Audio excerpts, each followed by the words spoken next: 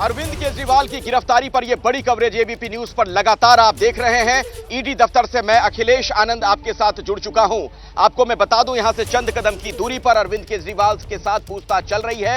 ED के अधिकारी वहां पर मौजूद हैं। सवालों की पूरी फहरिस्त है, कई सवाल दागे जा रहे हैं। लेकिन इस बीच एक खबर यह भी आई थी कि अरविंद केजरीवाल जांच पड़ताल में सहयोग नहीं कर रहे हैं। जो उनसे सवाल पूछे जा रहे हैं उसके स्पष्ट जवाब वो नहीं दे रहे हैं।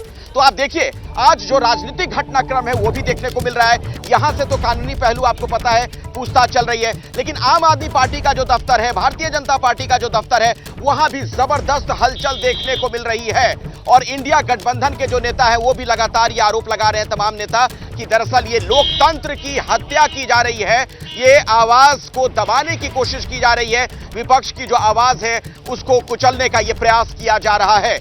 इन सब के बीच बीजेपी लगातार यह कहती हुई कि अरविंद केजरीवाल आकंठ भ्रष्टाचार में डूबे हुए हैं और अब वो रंगे हाथ पकड़े गए हैं। आरोप प्रत्यारोप का सिलसिला दोनों तरफ से जारी है। राजनीतिक लड़ाई, कानूनी लड़ाई, मीडिया के जरिए लड़ाई, परसेप्शन की लड़ाई, आप देख रहे हैं अलग अलग फ्रंट पर कई वॉर फ्रंट खुले हुए हैं। अब सवाल यह है कि इसका आने वाले लोकसभा चुनाव में क्या असर होगा।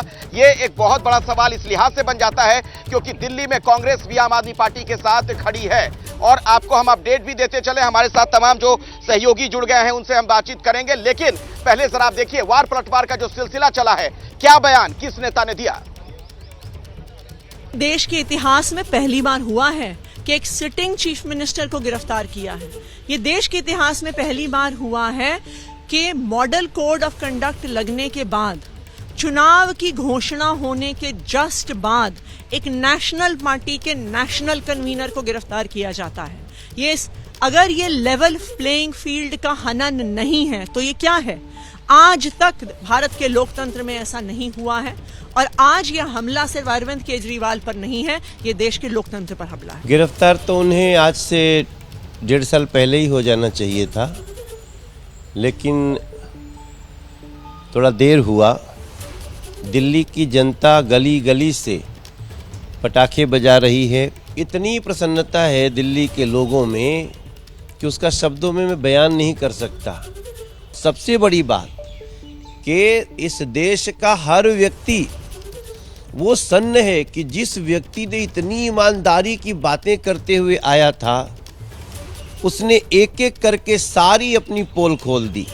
सबसे पहले गुरु का अपमान, अपने साथियों को लात मारना, फिर जो भ्रष्टाचारी है उसी को अपने पास रखना। आज मनीष सिसोदिया जी को बेल क्यों नहीं मिल रही है? आप सत्येंद्र जैन को, संजय सिंह को, ये कोई, इनकी तो पूरी भ्रष्टाचार की क्रोनोलॉजी है। और देखिए, सवाल बार बार यह भी पूछा जा रहा है कि अरविंद केजरीवाल इस्तीफा क्यों नहीं दे रहे हैं। उनके पार्टी के लोग कह रहे हैं कि अरविंद केजरीवाल ही मुख्यमंत्री थे, हैं और रहेंगे। लेकिन यह बहुत अहम इसलिए हो जाता है क्योंकि यही केजरीवाल भ्रष्टाचार के मामलों में फौरन इस्तीफे मांगा करते थे। भ्रष्टाचार के मामलों में तुरंत पूरा डॉक्यूमेंट्स का जो पुलिंदा होता है, दस्तावेजों का, वो लेकर मीडिया के सामने आ जाया करते थे। लेकिन जब आज उन पर खुद आरोप लग गए हैं, जब उनकी गिरफ्तारी हो गई है, तब भी कुर्सी पर वो बैठे हुए हैं और कहा जा रहा है कि जेल से ही सरकार चलाएंगे। तो क्या ये नैतिक होगा? ये सवाल तो है ही।